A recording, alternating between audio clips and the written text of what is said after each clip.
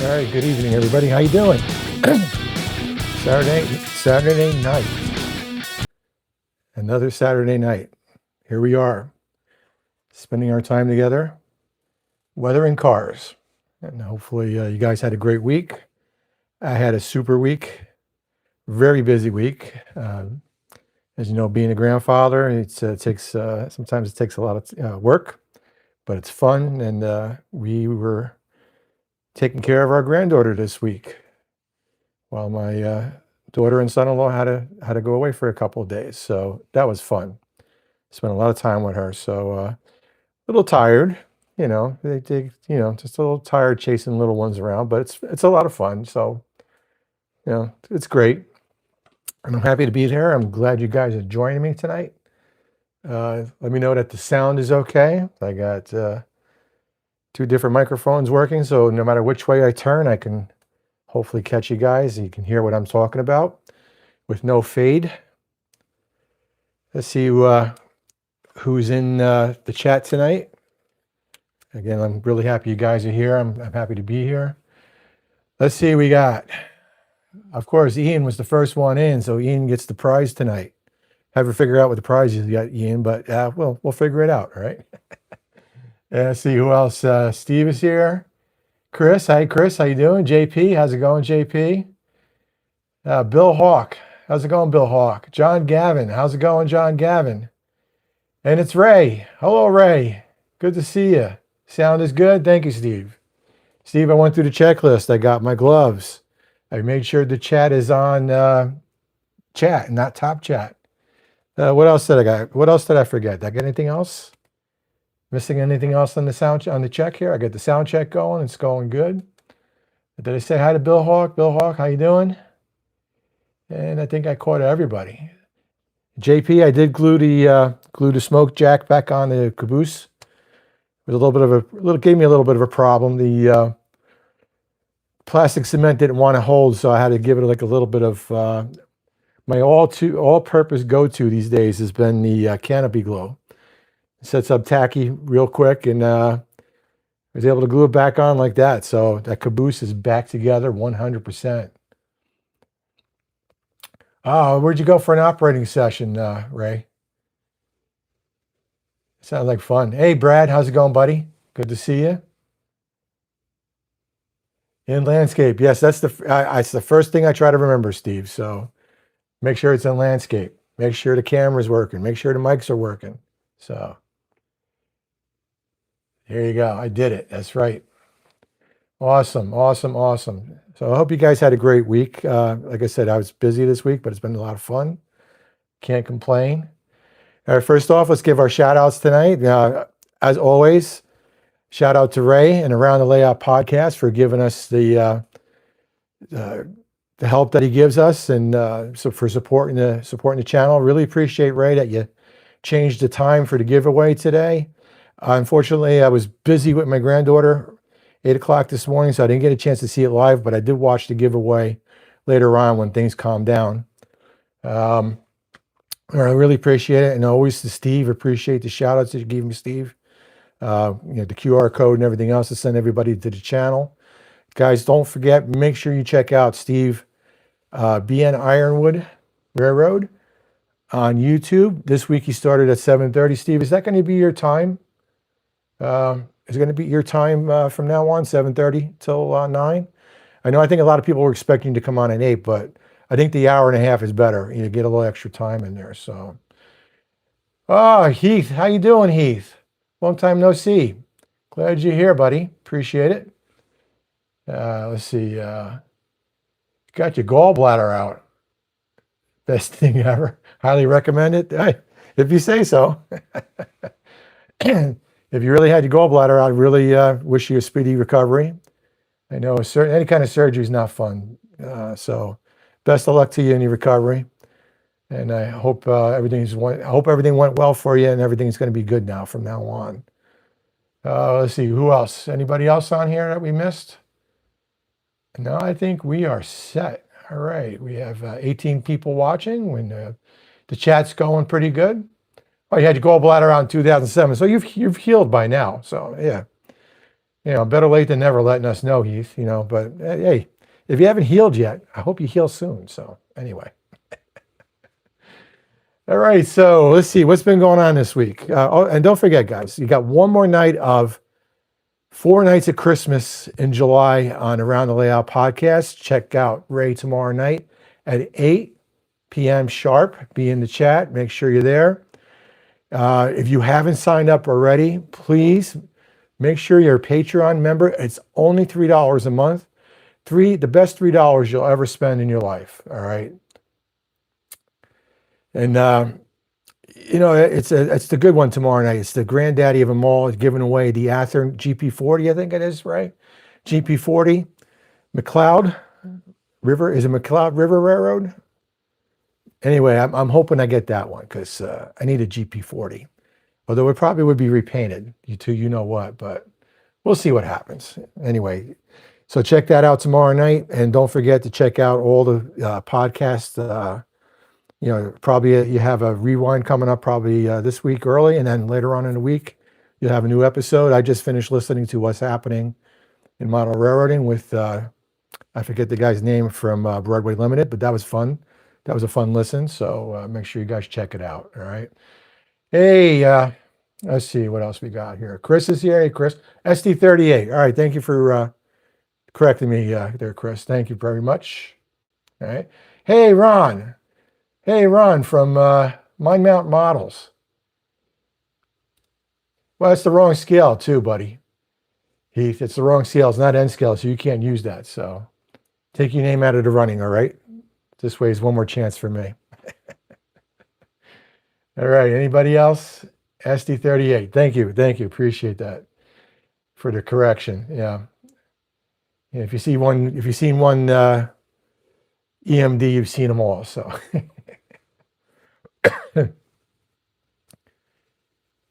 Life gets in the way, huh, Heath? All right, well, I'm glad you're here tonight, buddy, so I really appreciate it. Thank you for joining on. Let's see, what's been happening this week? What have I been working on? So during our multiple live chats that we have during the week, I have my Sunday night chat that a bunch of people that are on here join in. And along also down the Tuesday night chat with the operating crew. And then there's a few of us that have a chat on Wednesday night. So during the chats is the time I get down to the workbench and work on stuff. So I've been working on this pickup. This is a Billy Stewart creation from Dark Horse. It was a Dark Horse printing. And Billy does really great jobs. And he did this one for the Penn Central Society. So little by little, I've been working on this. I painted the body maintenance way yellow. All right. Use a little chrome on the front. It's probably cleanest chrome you've ever seen on a work truck for a railroad. Did a little of the lights. I've also been working on the chassis. I did the interior, working on the chassis. So little by little, I don't do a lot while I'm talking, to everybody. Sometimes I work on bigger projects, but that's what I've been working on this week. So, and that's about it. I also worked on my beekeeper a little bit. I think I showed this last week. My sister-in-law, the beekeeper. We will not assume the gender of this beekeeper, but I'm going to assume it's a girl because my sister-in-law is the girl. And I'm making this beekeeper for her because she's got beehives in her backyard. And she's always hooking me up with some jars of honey. Nothing like local honey.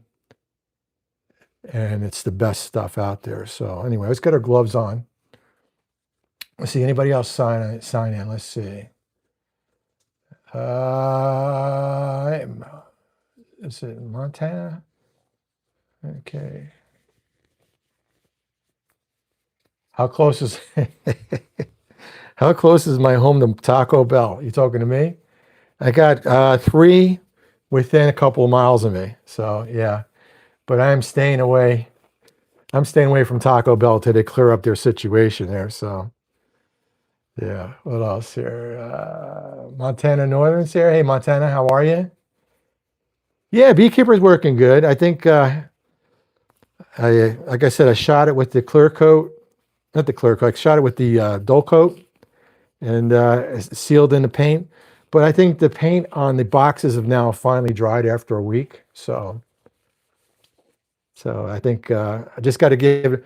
I'm going to my sister-in-law's house in a week or so, and I know one of her boxes for the hives is painted like pink and like pale blue, I think. So I just want to double check. It's the bottom box. I want to make sure I get that right before I give her. I'm going to mount the beekeeper in the box on a small little diorama, probably on a piece of foam with some static grass. And once that's done, I'll give her. I'll give it to her as a surprise. Like I said, she's very kind. She takes good care of her sister, who's my wife, and very kind to both of us. And I love her kids. And my nieces and nephews, I always said they were my practice for when I had grandkids. And I've known them since they were little. And now they're all grown up and mature. And I'm so proud of every single one of them. So I want to give her a nice little gift because she's raised some good kids. And she's a real, some people complain about their in-laws, and I love my in-laws. My in-laws are very good to us, and I'm happy to know them. So before we start Taco Hell. There you go. There you go, Taco Hell. Why am I not seeing Montana's chat here? Let me go back up and double check, because I know I did set the chat for. No, see, it's back to top chat. Why is that? Live chat. I swear, guys, I did set it for live chat. So let me just fix the screen here. I went down the checklist. I swear I did. All right. Let's just fix this. Okay, let's get started. All right, so we're doing a Waddell Coal Company, Waddell Mining Coal Mining Company. They were based in Winton, Pennsylvania. I don't know if everybody knows about this, but they're famous for these orange cars. All right, these cars were theirs. They had 5 of them. I think I have all 5 numbers. I bought these from Bowser. When I used to be an nscale, I had 5 nscale cars, and I had renumbered them to have all 5 numbers. All 5 numbers came from Bowser. So I remembered I had these cars. I have them up in my loft in my garage, and I went up there and pulled one out. And I think eventually I'm going to weather them all. I was debating whether to weather them because I kind of just collected them. I don't want to, I don't know if they're going to ever be worth money because they're hard to come by right now. But I figured I'm going to weather them. I'm not going to go too crazy with them. I downloaded a couple of pictures online that were from at their coal, one of their coal facilities. They had a moderate amount of weathering on them, dust and stuff like that. The history behind these cars were that the O&W, the Ontario and Western, New York, Ontario Western, switched out the Waddell Coal Company breakers and mine. And mind you, the cars really, these cars stayed in captive service. They only went from the mine to the breaker to coal facility where they dumped the coal out for delivery. And that was it. They never really went off the O&W. So there's no reason for me to have this car far as being on the layout for my, this would be in the era that I'm modeling for my Ironton. But, modeler's license, and I love these cars, the way they live. I'll probably have them in a session once in a while when I'm operating. But they did operate, captive service. And the story behind it was, when I looked it up today, was that the O&W, they were pretty bad off financially by the time the early 60s when they finally went under. Couldn't provide enough coal cars to Waddell. And Waddell went out and purchased brand new 5 cars for themselves, painted them this beautiful orange billboard paint scheme. And I've always loved these cars, even though I can't really justify them. My guardrails probably shouldn't justify it, but Matt Fricks, maybe he would forgive me. I don't talk to Matt, but if I did talk to Matt, maybe he would forgive me. And I will have him on the layout once in a while. So anyway, let's get started. We got an orange car here. All right, so let's look at. We're going to give it a fade because these cars did not stay pristine through their service on the O&W and the Waddell mines. So we are going to go to our color wheel. And again, when you're doing a fade, you want to do the opposite color, the complementary color on the color wheel. And we're looking at orange, and across the wheel, the opposite of orange is going to be blue. All right. So it's going to be orange, is going to be blue. And what the blue is going to do, it's going to tone that orange down. So we got a very bright orange here, and the blue will tone that down. Now, the blue's not going to take care of the fade all the way itself, all right? It's gonna tone down the orange, and then we're going to hit the car with a little bit of yellow, because red and yellow make orange. So we're going to do a little bit of yellow. That's going to take it down a little bit further. And then we're going to finish it off with the white to lighten up the tone, all right? Let's see, JP, what we're saying, do you ever show your cars on the layout with the scenery background? Not really, JP, because I really don't have any scenery on the layout yet. It's bare pink foam right now. I did some land forms. I finished up the track work. Yes, Steve, I'm still chasing down the short. So, which means I really haven't done anything with the short yet. But I still work on other parts. I've been weathering the track. And let's see, one of these days I'll give another layout tour. I did one about a few months ago. I'll go back and do it again. I do have a lot of the cars that I've weathered up on a layout just because I haven't put them away yet. I also like to put the cars up in the layout and test them, make sure I haven't done anything bad to them, with the rolling abilities and stuff like that. So this car will go up on a layout. I'll test it out, make sure it goes through turnouts okay. Make sure I haven't gunked anything up with the wheels. Make sure everything's free rolling. So, but one of these days when I do have some scenery up, I will take pictures with that. Yeah, well, it's probably a good idea, Heath. Part of my problem is I've just been too, sidetracked with everything that I don't get to it. So, kind of like you with the boxes, trying to get to doing the boxes, open the box, you get sidetracked, and it takes you a long time to open up the boxes. It takes me a long time to get the short figured out. I went back and looked. I did mark down which turnout was giving me the problem, so I have to go back and isolate it electrically and see if there's something like maybe a gap that's not gapped or something. I'm not sure. So, but we will see. So, anyway, guys, I don't see Bobby Hall, but right about now, Bobby Hall would be yelling at me, "What are we drinking tonight?" So we're down to our last few cans of non-alcoholic beer. We have another Untitled Art flavor series. We're going to do a Citra Haze. Citra Haze is it's like a hazy, not a hazy lager. It's more of a Pilsner, maybe. I'm not sure. They really don't say on the can here, but it's a hazy because it's non-filtered. So you'll see when I pour it what it looks like. Don't forget, you can get this and all kinds of non-alcoholic beers, beverages, bourbons, and stuff like that from unleadedbev.com, Unleaded Beverages. And then when you mention promo code Cousin Teddy, that's capital T E D D Y, capital. No, I'm sorry, Cousin Teddy, not Teddy Cousin. Cousin Teddy. So it's capital COUSIN, capital TEDDY. When you do that at checkout, you get 10% off your total order. The Commodore, my buddy Ralph Heiss, he's been ordering from them, and he gives them 2 thumbs up. He really likes what he's been getting from there, and they got really great stuff. And it's all the flavor without the buzz. So give it a pour. And let that settle down a little bit. And then we'll take a taste. So, hey, Justin, how are you? Glad you're here.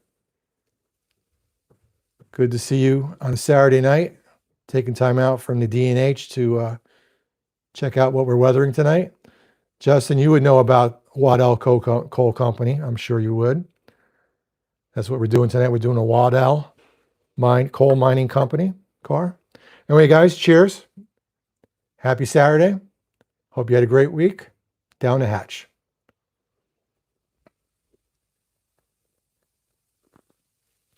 Ah, that's good. And nice and light for the summertime. The next thing I'll be ordering, I'm overdue to get some IPAs. So they got some good IPAs. Excuse me. I like the Best Day Brewing IPAs from Best Day Brewing. They're really good. So, all right. So we're going to start off with the fade. So, like I said, we did our color wheel. We're going to be using blue to tone down the orange, a little bit of yellow, and a little bit of white to finish out the fade. All right. So let's mix up this blue.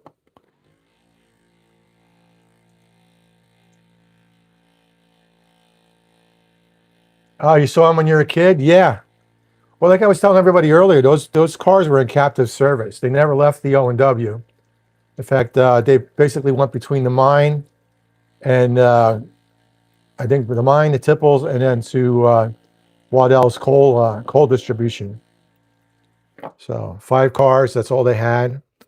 So it would have been cool to see them in person. Like I said, I always love these cars. These cars are some of my favorite cars. Like I said, was an nscale. I had all 5 cars in nscale with the microtrains release. And I committed sacrilege because anybody who knows nscalers and microtrains, you let you even open up well, Heath can attest to this. You open up the box and let the factory air out, and you've devalued the car by half. So at least that's what they used to say. But I had no problem. I stripped cars down. I changed numbers on cars. I weathered cars, and I had 5 of those cars, and I changed numbers on all of them so I could have all 5 numbers. So this one's 103. So all right, so we're going to put some blue dots on there to fade this car out. And like I said, my rule of thumb, the initial complementary color, whatever number you do of that, as many dots as you do as that, you're going to do your fading your other colors, like the yellow that we're going to use to highlight and the white. You do half the amount. So we did 1, 2, 3, 4. We did 10 dots, so we're going to only do 5 dots of the yellow. So let's mix this up. 2 to 1.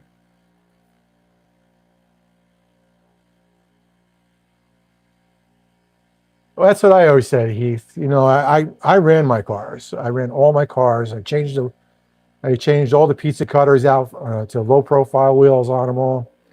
I renumbered cars. I had a whole ton of Lackawanna cars because I was doing Lehigh and Hudson River in the 1950s. So had interchange with the Lackawanna, and so I had a bunch of Lackawanna coal cars, Lackawanna hoppers, gondolas, all kinds of Lackawanna cars, and had multiples of them. And I did change numbers on those guys. So, you know, and I had a couple of friends that were collectors, and they used to have heart attacks. But I'm like, dude, I'm running my cars. You know, I don't care. I'm not collecting them, trying to make money on them. Make money for my widow when I die. So that's about it. You collect and you don't do nothing with them. You're just making it, you know, so somebody's got money when you're gone. You know. All right. All right. So we did 2 to 1. 2 to 1 blue to white, 2 to 1 blue to yellow. We are going to take one of our stiff brushes here, and we're going to start working that color in there. All right. And again, I always say it's going to look like a mess when you first start, but trust the process. And there's been a number of people that have repeated that mantra, trying this method out after I show them, and it's just trust the process. You'll see what it looks like when it's done. So I think I need a little stiffer brush than this one, but let's work this in anyway. Let me clean this off. I want to use a different brush here. Yeah, let's use this guy here. Yeah, that's better.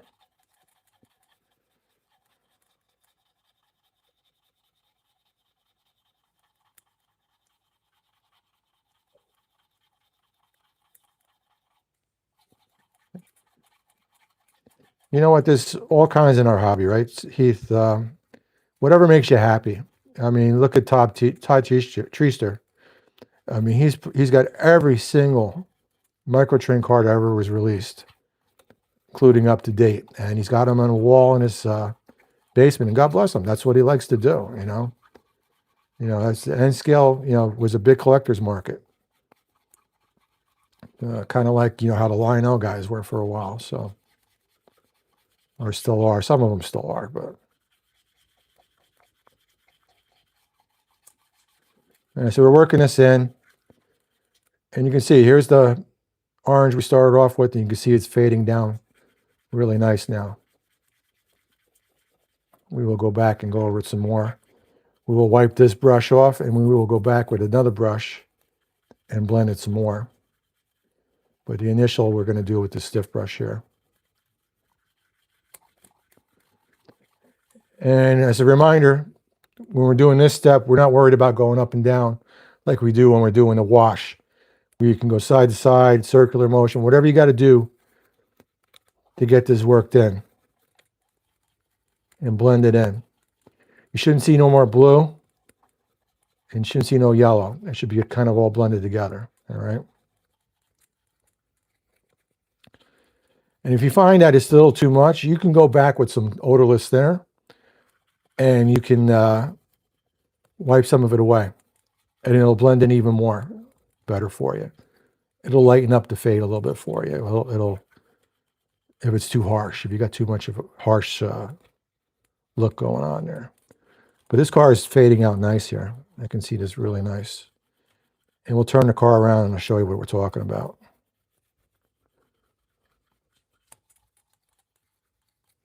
Let's move to another brush. Let's go with this guy here.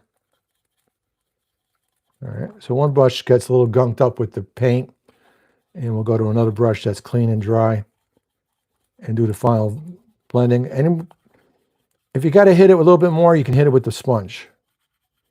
You can do the final blending with the sponge. All right, let's grab a sponge.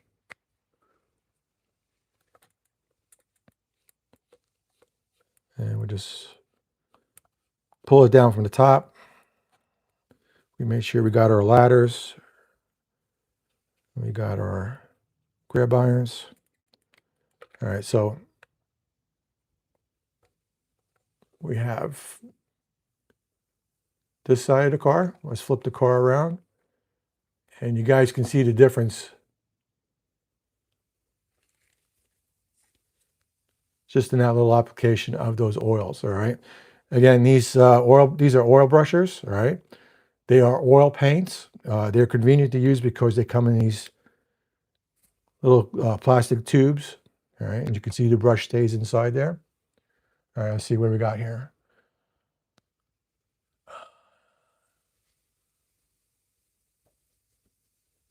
Oh, okay. Stiffer brush seems to work better. Yeah, you're right.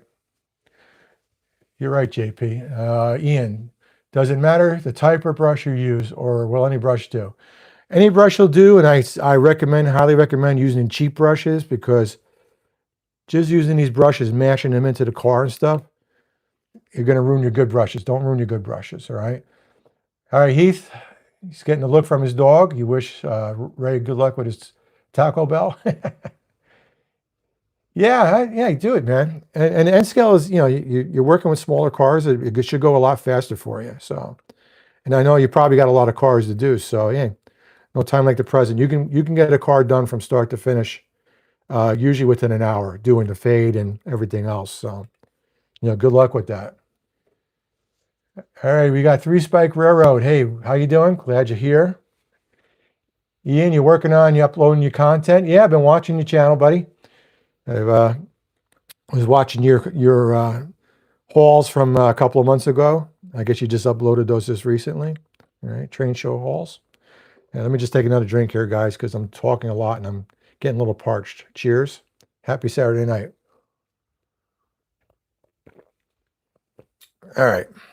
All right, so we go back and repeat the process. We're going to take the blue, And we're going to hit the blue, 10 dots across the top, roughly. All right. So put a couple of dots there. 1, 2, 4, 5, 6, 7, 8, 9, 10. There we go. We're going to go back for the yellow, do half the amount. So we're going to do 5, maybe 6. We'll do a little bit more, maybe. We want to get a yellow dot on each panel here. So one there, one there, one there. And like I said, the yellow is just going to help lighten up what we're doing here. And then the final is going to be the white.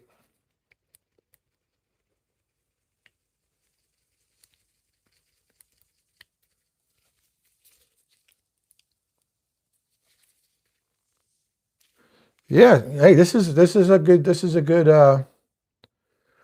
method there, Spike. And it goes quickly. You know, I'm all about, you know, trying to do things that look realistic, but don't take too long to do, you know. See, tonight, Ron. Hey, Ron. Ron is laying track. Guys, check out Ron's videos on Facebook. He's been showing some progress shots on his layout. That layout's going to be awesome. I mean, I love urban layouts and street switching and stuff like that. So that's going to be a great layout. And make sure you check out Ron's products. He's got great line of building kits. Mindmountmodels.com.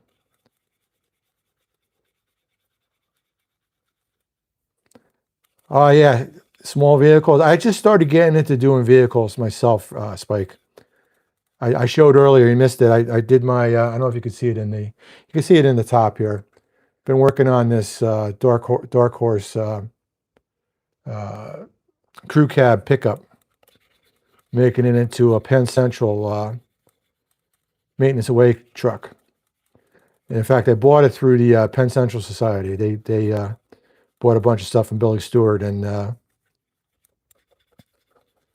I picked that up from them to support the Penn Central Society, who I'm a member of. And I've been working on the truck little by little as I do my weekly Zoom meets with a bunch of friends. We've got three that we do a week. One on a Sunday night, one on a Tuesday night, which is the operating crew for around the layout. And then Steve and me and a few of our other friends, we do one on Wednesday night. So it's a lot of fun. And it's the only time I tend to get down to the workbench is when I'm going to be on one of these calls. Otherwise, I'm upstairs and I'm couch potato watching YouTube, which is not good. You can't be very productive when you're watching YouTube all the time. So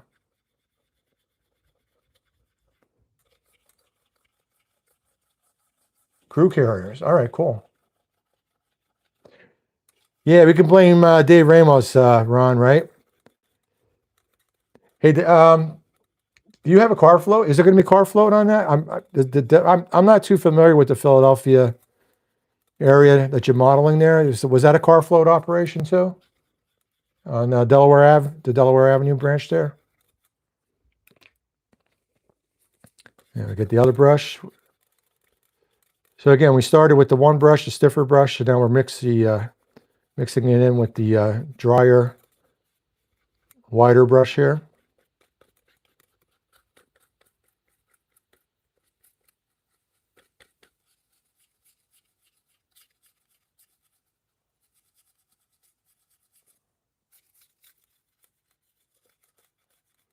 All right, let's see. All right, so again, we just every which way we can just to get this blended in. We'll finish up with the sponge. Just to wipe some of that away. And again, you got a good fade going on here. We're not looking to build up too much grime right now. Although when it fades out, it kind of looks a little bit grimy, especially when you get into these crevices on the ribs here, because a little bit of the paint buildup is in there And it's hard to wipe that away. And you really don't want to wipe that away. You want that to look, you want that look there anyway. So make sure we got the discharge hoppers, discharge chutes here. If we have enough time tonight, I will redo this coal load too, if we have enough time. And that's very easy. Just a little bit of canopy glue, dip it in my black sand, which is simulated for coal.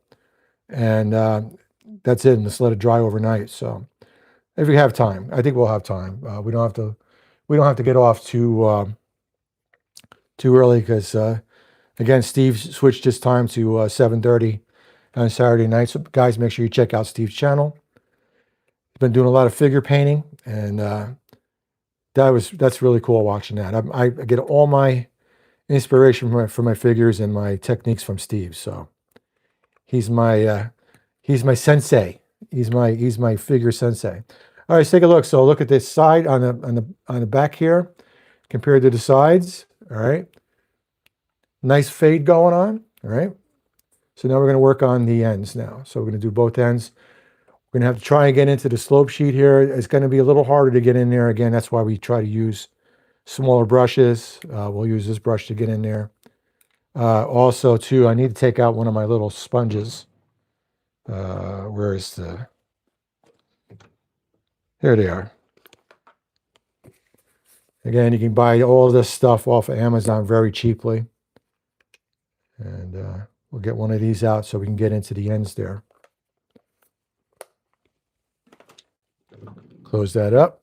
All right, so let's get our blue.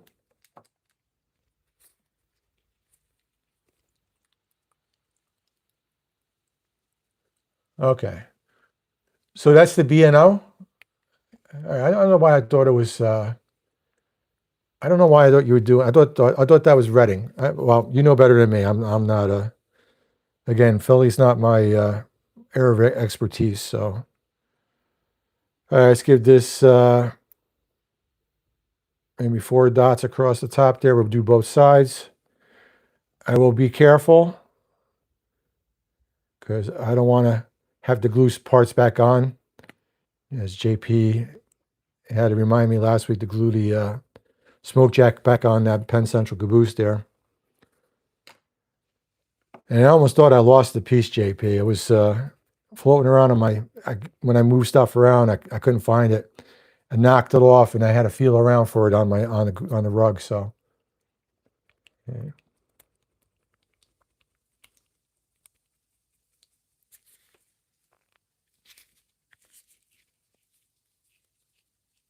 All right, thanks, Spike. Appreciate you being here. I will check out if you have a channel. I will subscribe to your channel. I always try to subscribe back when people subscribe to my channel. And guys, if you haven't already, please like and subscribe to the channel. Helps the algorithm. Yeah, we're gaining subscribers little by little. We're at 295. And usually each week after each live stream, I catch a few more. So, share the channel. If you think you know somebody that might benefit from learning how to do this, by all means, please recommend it. And much appreciated. All right, so we're doing our yellow. So, we did our 4 blue. So we're doing 2 white, 2 yellow. I'm not going to do anything on the slope sheet. Whatever's on the brush, I'm going to just carry it over to the inside there of the slope sheet. That's going to get more or less grime inside there, which is going to kind of dull it out anyway. Because remember, when your car's going down the track, everything gets kicked up into these areas here. It's going to be a lot more dirty in there. So between the wash and the pigments that we do later on, that'll take care of that. All right, so we're going to work this in here. Make sure we get some on the brake staff, on the brake wheel. Also going to have to remember to go down the top of the car along the edges there, ledges, edges.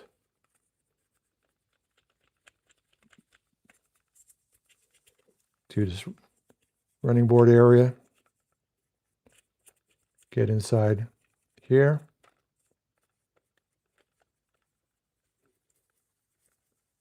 And let's swirl this in here. Some in the polling pockets.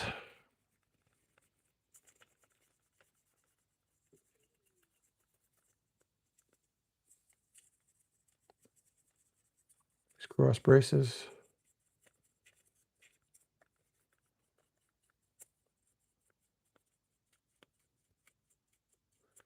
Yes, Chris, thank you. Give the video a thumbs up. Like and subscribe.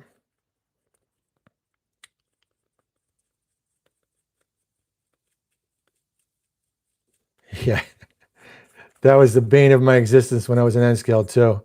As you know, JP, everything's half the size of HO.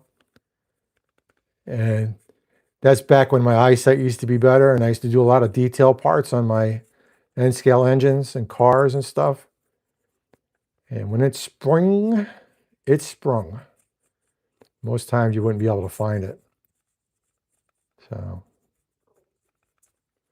all right, while I'm at it, let me get a little bit along the top edge here. Let's do this side here, same thing. Then we'll go back with the other brush.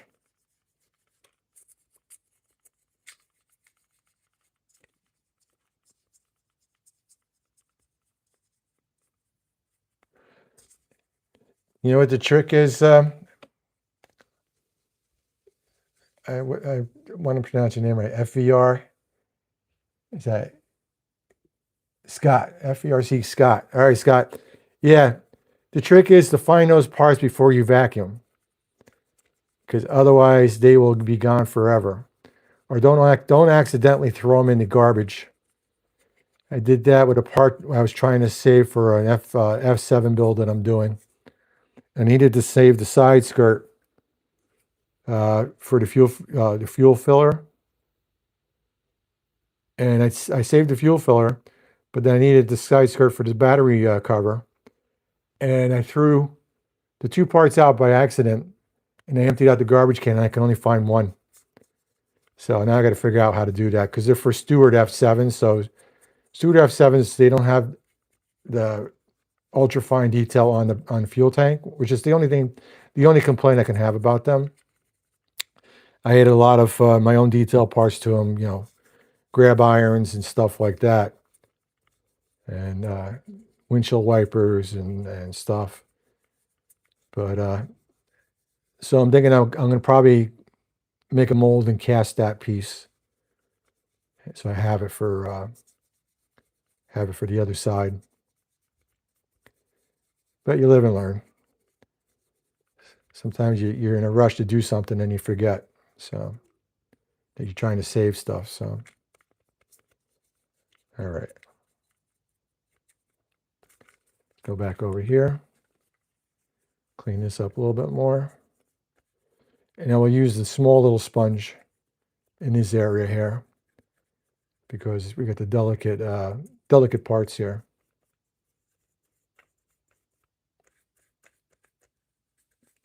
All right.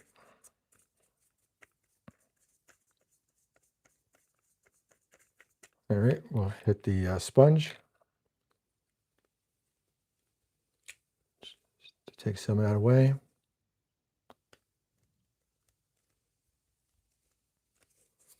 Let's dig in here a little bit. I got a little bit of white buildup in this top step here.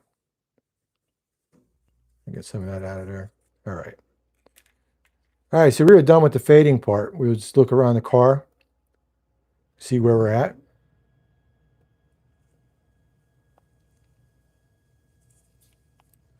All right, so we got that end, this side, and there you go. All right, so the fading's done. All right. And again, this would go a lot quicker, but I am taking time to talk to everybody and acknowledge your comments and questions. Let's see. Scott's got a question or a comment. Okay, thankfully, most of the stuff I've found, things like grab irons that go flying, I end up picking up some titchy ones and keep the stash an extra. That's what I do too.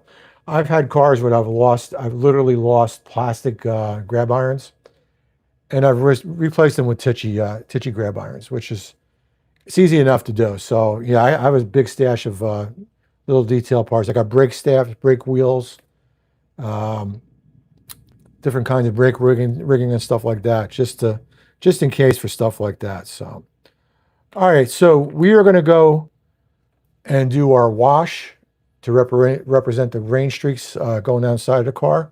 I'm not going to do the interior of the car. A lot of times on the coal cars, I'll do like a rust interior. I really don't want to do anything with the interior. I'm going to leave the coal in these cars. Like I said, I'm not going to be running them too often, if at all. So, but I do want to pop this coal load out just to take a look on the inside, because what I will be doing, not tonight, but I will be doing at a later date, I will be adding some weight to it to bring it up to NMRA standards. So you can see the coal load just pops out like that. It's held in place by these little spurs. All right, that's what it looks like on the inside. I have weights and stuff, you know, 1/4 ounce weights that I'll just build up inside. Eventually paint them orange, just in case I will run the car once in a while empty, just so they blend in. But I'm not going to worry about that too much. All right, let's go with our wash. So we're going to use tonight, we're going to use brown wash for German dark yellow. All right. I've said in the past, for certain color cars, I'll use certain color washes. For cars that are green, red, Tuscan, brown, some tans, I will use the brown wash for German green vehicles. That doesn't show up well on yellow vehicles and orange vehicles. So I found this brown wash for German dark yellow. It's a MIG wash, it's enamel. And we were going to use this for the orange tonight, all right? We're going to put that along the top edge of the car. We're going to let that run down, and then we'll blend it in. So let's just mix this up a little bit.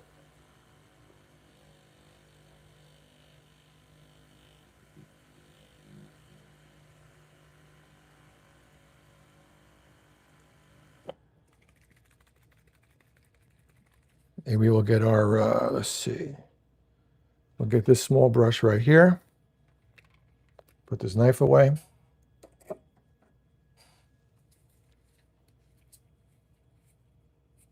I'm going to shake it up a little bit more.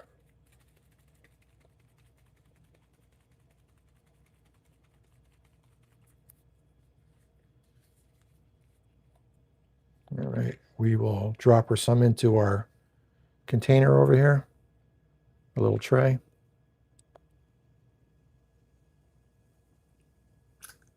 Squirt the rest back in the bottle, and we'll cover it up so you don't spill the bottle. All right, so we'll take our brush, we'll dip it in there, run it across the top of the car. We'll keep the car on a slight little angle here. Go back the other direction. And you can see capillary action is starting to run down the side and filling in the little lines on the panel there, all right? What I like to do is I like to wipe the brush off, because I don't want to smear too much on there. And we're going to go down and give it some random streaks now.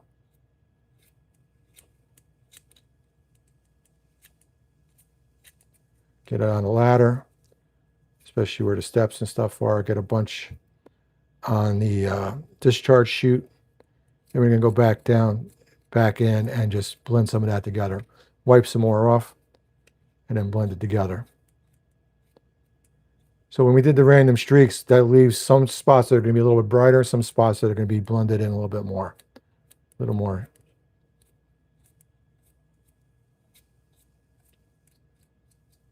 And wipe the brush off again. We are going to get another clean brush, do some blending. So we use this little wider, softer brush here. And we'll just use that to blend in some of the grime. And this is representing streaks of dirt that are coming down, especially from the coal load. The rain washes over the coal load, and it's going to wash over the side of the car. All right. So we'll just give this an initial blend like this. And what I like to do is I like to let it set up a little bit. I'll come back to it with the sponge while it gets a little tacky.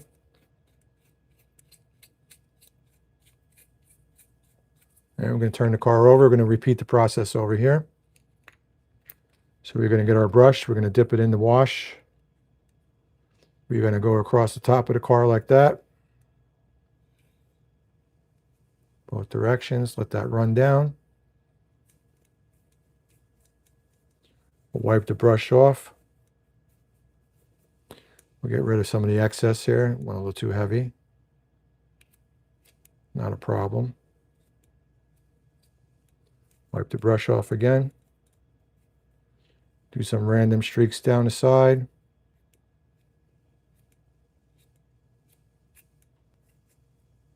Again, get some of the excess off there.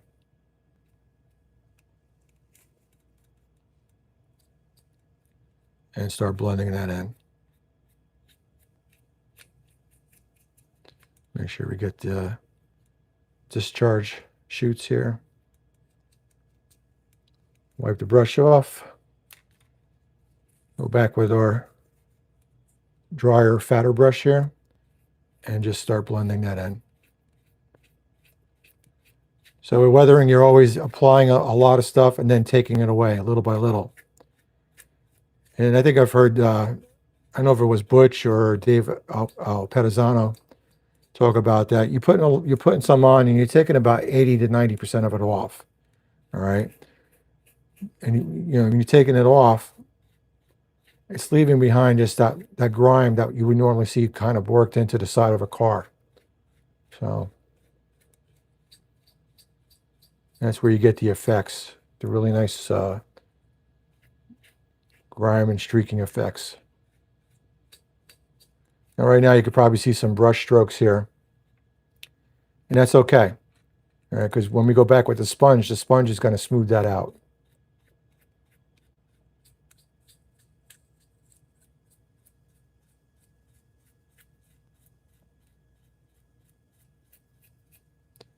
Yeah, it helps to have a light colored floor and tile. Unfortunately, Bill, I got rug down here. I got like a high traffic rug. And it's like got spots of black and tan and white and brown. So you get a dark colored part fly off and you go down, and most of the time I just feel around with my hand till feel something that's feels sharp or something like a like plastic, you know. Let's get some along the top here. Let's just get that spread around the top corner and sides. Some into the brake wheel there. Clean a little bit off.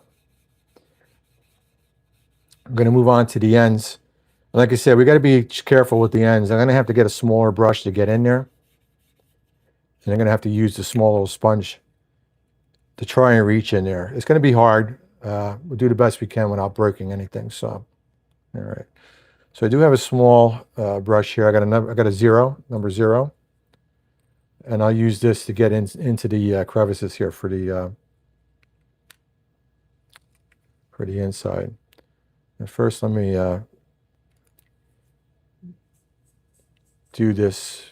You have some wash that spilled over the side, so we'll just use what we got there to do the end here.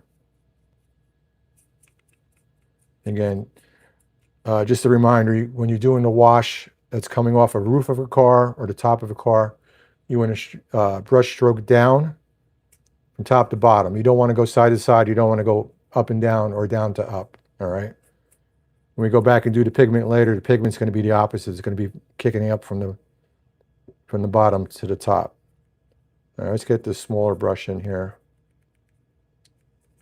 and just get some pigment in there. Not pigment, some wash in there. Guys, the audio still good? I know sometimes I trail off.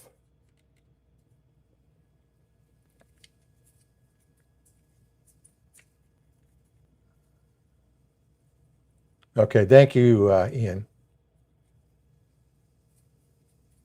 Concrete floor and high-powered flashlight. That helps. Yep.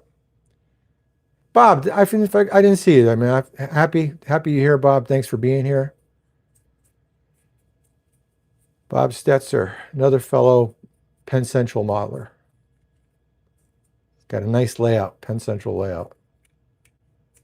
All right, so we're getting some of that wash into the crevices here. This side's a little bit more open, so it's easy to get it in there. All right.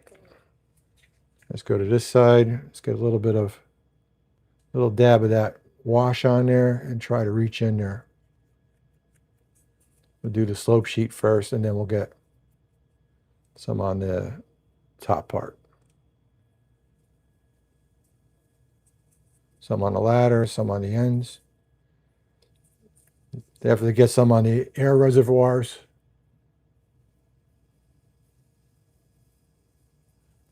All right, put that eggplant parm away.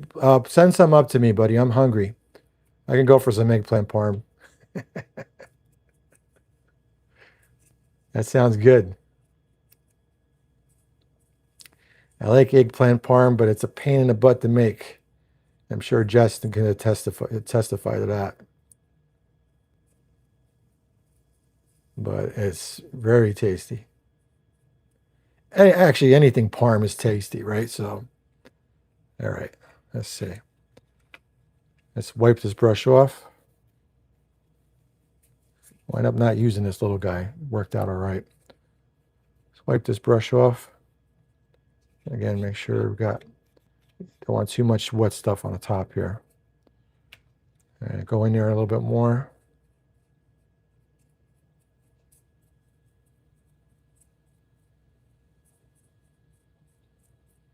And then we'll hit it with the sponge, the little sponge. Fresh from the garden, that's even better. That's cool. Your eggplants are in season, I guess, now. You know, we're Jersey. You're down in Georgia, right? Jersey, we've got a little bit later growing season. So my tomatoes are just starting to come in. I planted some, got a lot of herbs. I like to cook with a lot of fresh herbs. So a lot of my herbs are blossoming really nice. Got a lot of oregano. In fact, I got some oregano growing wild. And my mint. Sometimes me and my wife like to make like some virgin mojitos. So we got the mint for that. Some thyme, fresh thyme, basil. Lots of tomatoes, and I planted some poblano peppers this year. So I like poblano peppers. And poblano peppers are good for making some chili rellenos. Chili rellenos is good too. So for when you're in a Tex-Mex Mexican food mood. All right, so here we go. So we're going to go back to this first side that we started with, all right, which was this side. You can see the brush streaks there. We are going to use the brush streaks. Why does this thing keep turning? Hold on, guys. For some reason, YouTube keeps resetting the chat to top fans from live chat. I don't know why. All right, I fixed it again. The bums. Let me get my scroll back down here for the live chat.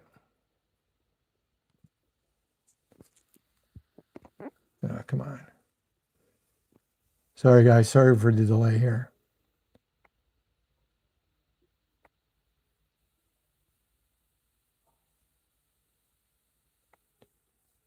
There we go. All right.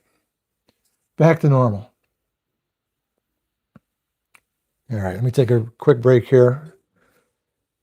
Cheers on a Saturday night again. All right. So we're going to take our sponge. We are going to go back and get rid of these brush streaks. So very lightly between each panel. Take my finger and I'm pressing my finger down the middle of that panel with the sponge. And that's all I'm going to do with this. I don't want to take too much away. I mean, I think Waddell took pride in these cars. The pictures that I've seen, they didn't look too beat up or weathered. I'm sure by the time Justin saw them when he was a kid and they were stranded, on the line. They probably were beat up by then, but in service, they didn't seem too bad. You know, they seemed grimy because they were in and around coal mining and coal breakers and stuff like that. But all right, so we hit that with that. A little brush around the top there. Going to go to the other side, do the same thing.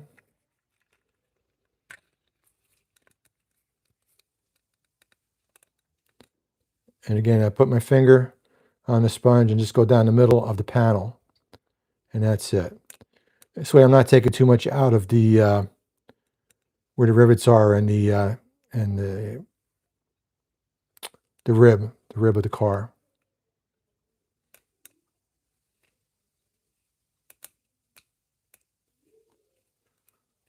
Now, if you want your panel lines that's a little bit more darker, you can always go back with the thin brush and maybe put a little bit more weathering in, a little bit more of the wash in. Or you can take some AK weathering pencils. I do have a set of those. I usually don't break them out during the live stream, but sometimes I'll go back on a car.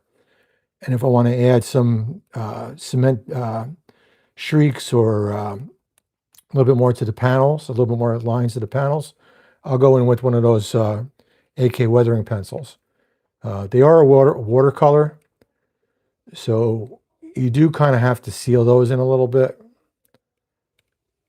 Whereas the enamels, I don't seal them in. Sometimes I will use for cement streaks, I'll use the oil brusher, white oil brusher. But depends on what my mood is. So, all right, so again, we're going to do the same thing on this side. Just a little bit more.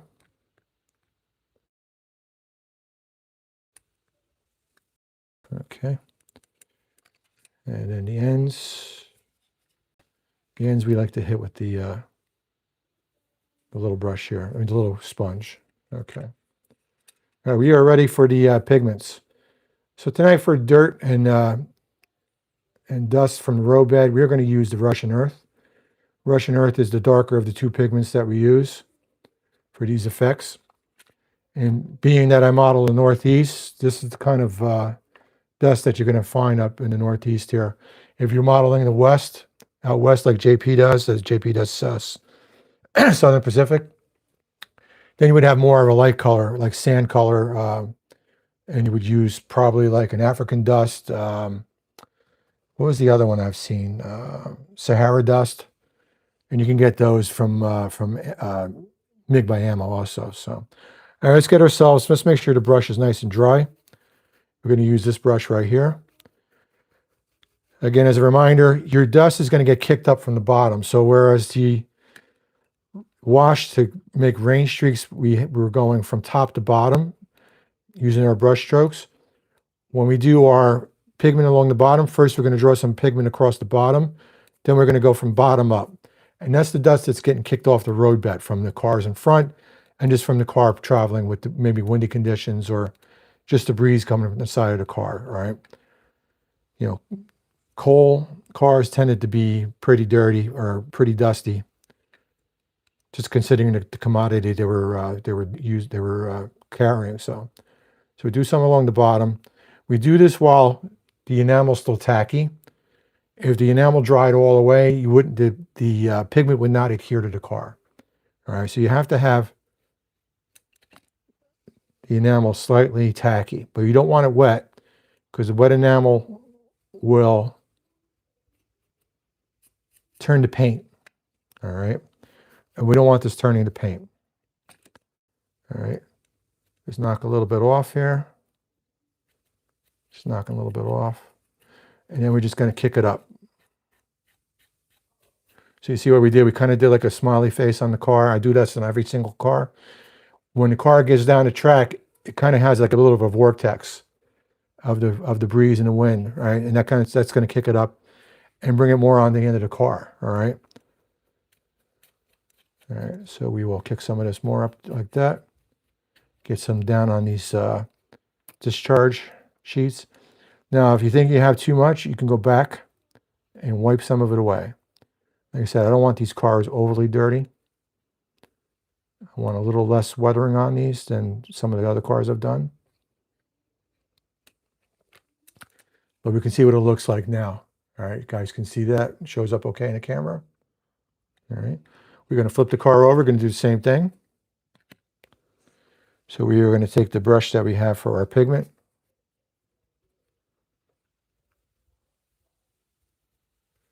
They use them as coal pockets to load trucks. Yeah, that's actually, you're right. And that's one of the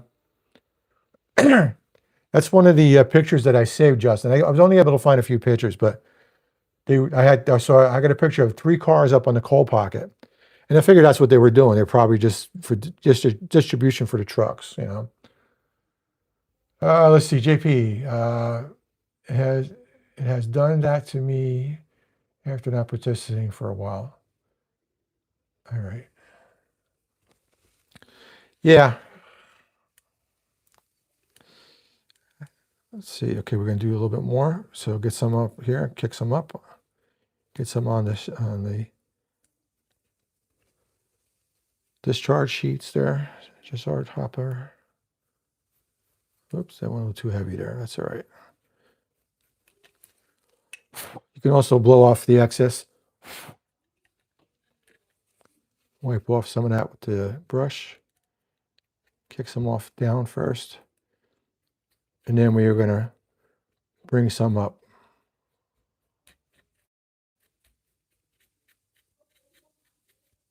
Awesome. You can also get some on inside on the hopper doors. I really didn't put any wash down there, but that's another place you might want to put some dust and stuff down there. Although it's not readily seen. All right. All right, go back with the sponge, maybe a clean side of the sponge. Just wipe a little bit away, just to lighten it up a little bit.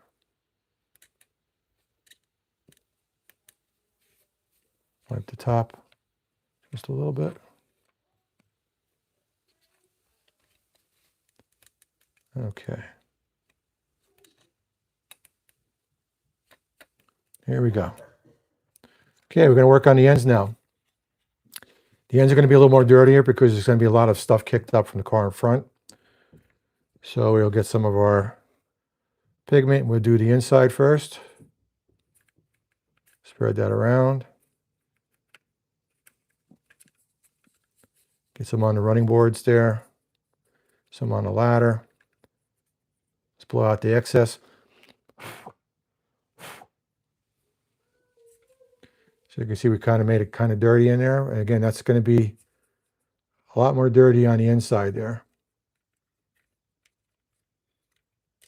than up here. We'll just bring a little bit of that up from inside to here. And a lot of times you'll see little spray marks from the car wheels in front, from the car in front. You see where your wheels are. Wheels kind of line up with these here, and you can just take a little bit of that dust and just a little bit up the side like that. Just to get that look. See, I got that slight little look there. I don't know if it shows up on the camera. You taking off, Ian? All right, Ian, take care, all right? Safe drive home from work. We'll catch you next week, buddy, all right? Oh, okay. I'm sorry, JP. I couldn't remember what I said and what you were replying to. Yeah, it happens. I don't know why. But it's funny. I'm looking at my phone, which is I'm using as a camera. And my phone is showing top fan, but the computer was showing live chat. So as long as the computer's showing live chat, I can see that up on my monitor. Then I can catch everybody who's chatting. Because sometimes it doesn't. When it's on top chat, you don't see everybody who's making comments. All right, so we'll kick a little bit up there. Get some on the end sills. Blow out the excess. A little bit of tread dust there.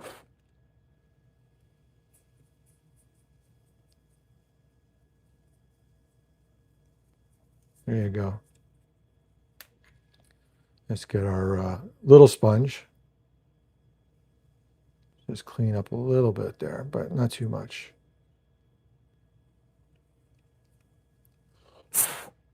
Here we go. So we got our pigment inside. I don't know if you guys can see that. The light's not that great here tonight. Is this ring light working? You know what? Yeah. There we go. Show it better there. Change the setting on the ring light. The sides, the other end, this side, and there you go. Awesome. Okay, cool.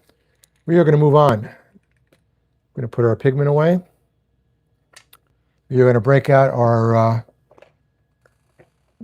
tan earth tone. Again, we like to use the cursed soil. And mainly that's what I've got my first time buying the MIG stuff.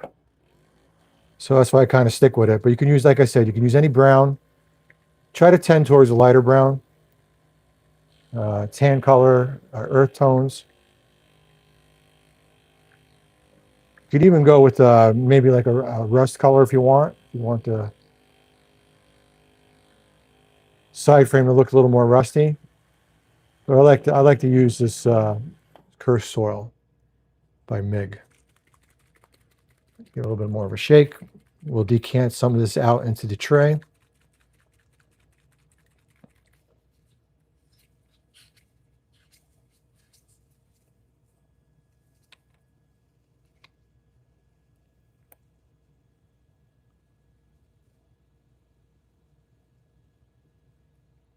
Okay. Screw this back up. Okay. Let's see. We'll use this brush again. Let's make sure it's clean.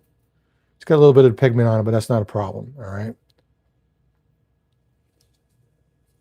As you can see, some of the wash got mixed in with this paint, but that's fine. So, all right. We don't have to be neat as far as paint mixing goes. Dab some of it off on a paper towel and then go back and just kind of poke it on there. You don't have to brush it on. You just want to kind of poke it on. Capillary action of the paint and the side frame is going to carry the paint into where you want it to be. Just make sure you got the brake shoes painted and everything else. Dip the brush again. Dot a little bit off onto the paper towel.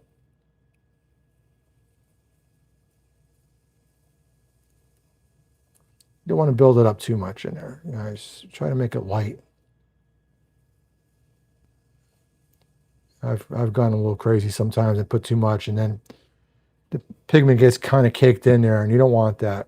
You got to brush it away when you do that. So, all right, let's get a clean brush, or not so much of a clean brush, but see, let's pull another one out of here.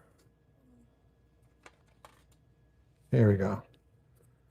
We're going to use this for our pigments. We're going to bring the Russian earth back over again. Dip the brush in there and then just kind of like poke around the truck again like that. So what you have is you have the little bit of light coming in from beneath the pigment coming up through the truck there, all right? But then you're getting that grittiness of the pigment, which is kind of almost like caked on dirt. And if you look at the trucks, they've always got that rough texture. Those side frames are not polished. They're pretty rough looking, all right? So this technique kind of gives you that look. I don't know anybody else that does this, so your mileage may vary, but I like this technique. I like the way the trucks look when they're done. Wipe the brush off. We will knock off the excess. We'll blow a little bit off with our breath. And then sometimes what I like to do is I like to go back with a little bit of rust. So I have the rust over here. I'll use the darker shade of rust, and I'd like to put just maybe a tiny bit in the springs. Maybe a little bit on the journals.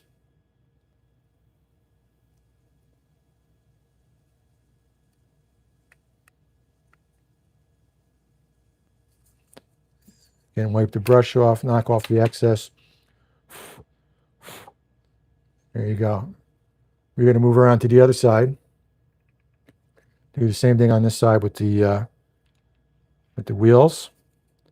So take our cursed soil, drop off some of the excess on the paper towel.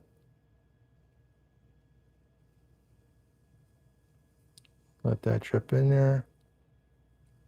Same thing over here.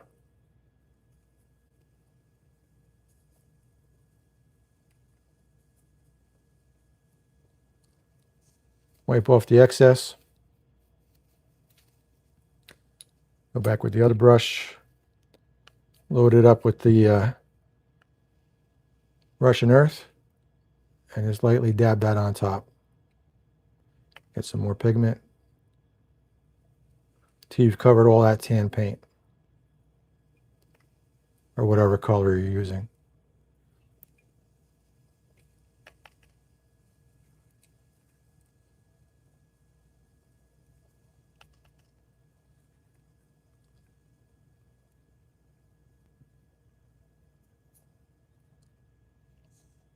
A little bit more. Okay. We will knock off the excess. We'll add a little bit of rust to it.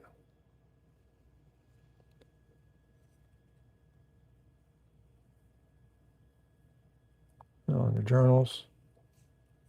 Same thing, a little bit on the spring. A little bit on the journals.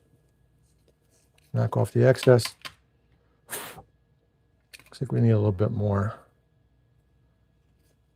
of the Russian earth there. Let's put some there.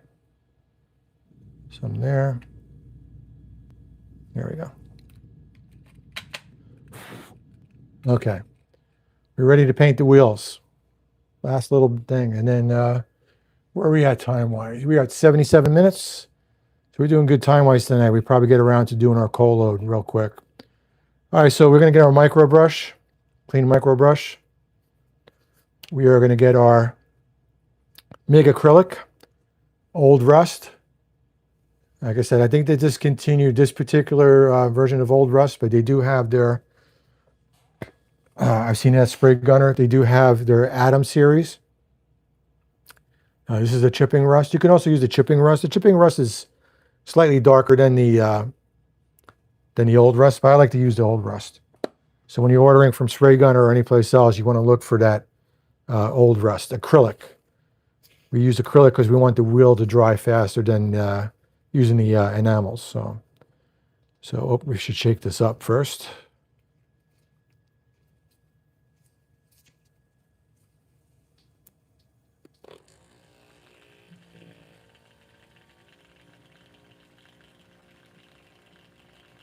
Red brown tomato and aim powder. Yeah, that'll work. Yeah. So that red brown kind of gives you a little bit of like a rust hue, right? Yeah. And you can vary it up, JP. I mean, you could do some cars like the way you're doing them and vary it up with a lighter color. This way you don't have like everything looking the same. All right. Shake this up just slightly a bit more.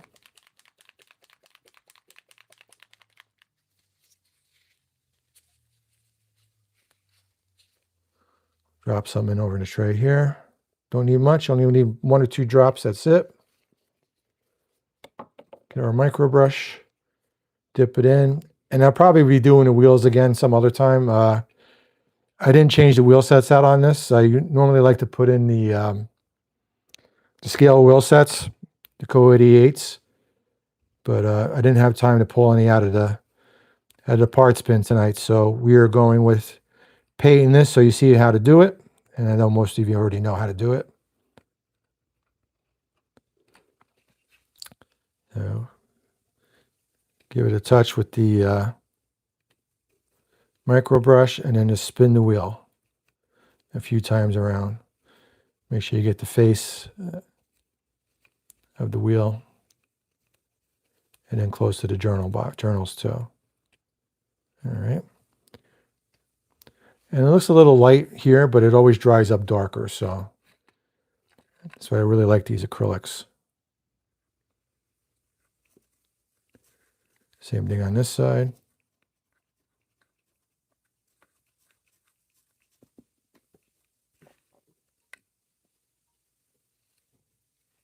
A little bit more. Looks like a little bit of that cursed soil got dropped onto the wheel set, so we just got to put a little bit more of this acrylic in there. All right. And same thing here.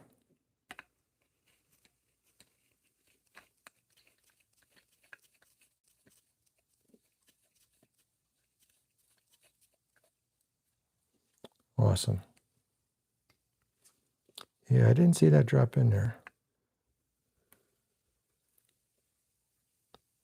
A little bit more rust on there. All right. All right, let's take a look at the car, because this car is pretty much done. Again, we'll look at it. If there's anything I want to touch up, like I see a little bit of over here that I think is a little too much, I want to take a little bit away. The nice thing about the acrylics is that they don't dry right away, like not acrylics, like the enamels. They don't dry right away. So you can go back and take some stuff away if you feel it's like too much. And even if it's dried for a while, you can always go back with some odorless thinner and just wet the area a little bit, and that'll clean it right up for you. You can almost take everything off with the odorless thinner if you wanted to, but I've never felt the need to do that. But as always, I always recommend you take the car, let it sit for a couple of days, go back and look at it with some fresh eyes, and then see if there's anything you want to change, you know. Chris, thank you. Appreciate it. Yeah, it's I love orange cars almost as much as I love green cars. So this is great. I got like I said, I got 4 more of these to do. I don't think I'll be doing all of them on the live stream. I don't want you guys to get bored with doing the same stuff over and over again. That's why I try to change it up once in a while from a green car. But I do love these cars. So all right, so let's see what time we got. Put it next to an unweathered car. You know what? All my other Waddell cars up in my garage, up in the loft, so I'd have to go grab one. JP, I will try to remember next week to bring an unweathered car down, and we'll set them side by side. Or maybe I'll take a picture of one weathered car and put it up on the page. But we'll see. One way or the other, we'll do the comparison. So, Bob, thank you, Bob. Appreciate it. All right.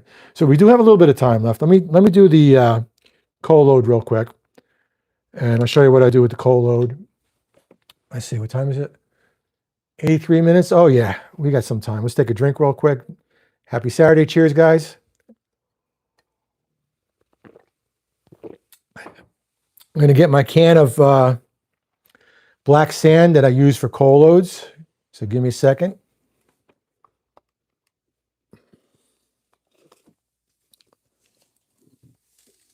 So I think I mentioned this a long time ago. I get a lot of stuff from Dollar Tree. I think I've mentioned this before in the past to you guys. And somebody put me wise a couple of years ago that Dollar Tree in the craft aisle had bags of black sand for $1. So I went up buying like maybe 30 little bags of black sand. So I got enough black sand to do coal loads for the next 5 lifetimes, I think. So what we're going to do is we're going to take some of this black sand and we are going to put it in a little tray. If I can find a tray that I use for this. Yeah, here it is. Got all my droppers in here. So let me take these out. Put them in my ammo box for now.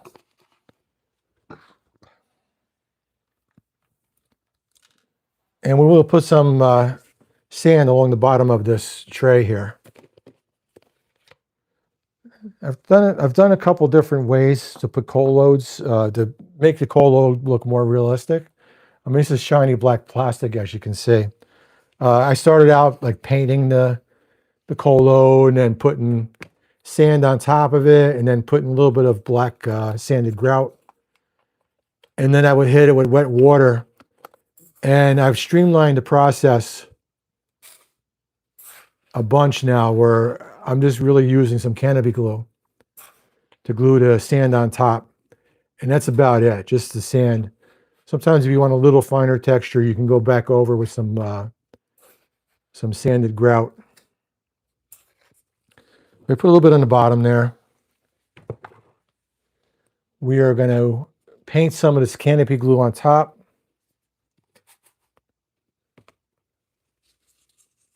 Of the coal load. So let me get another brush for that. So I just put some on top. Squeeze some canopy glue on top. And I'll just paint the top with the glue. So you know, canopy glue dries clear. So this white will not show through the coal load. So we just paint the top of this here. Cover right to the edges. And canopy glue will clean up with water, so clean your brush out right away and you'll be okay.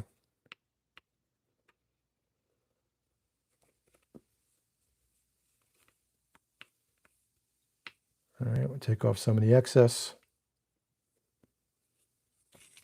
Let's wipe it off on a paper towel there.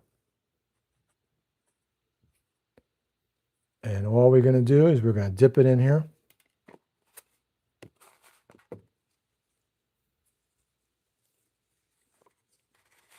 Press it around a little bit. We'll get some more. Sprinkle it on top.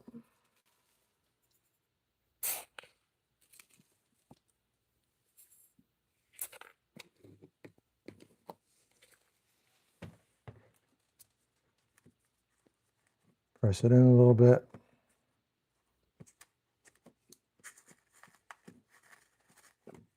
Shake off the excess.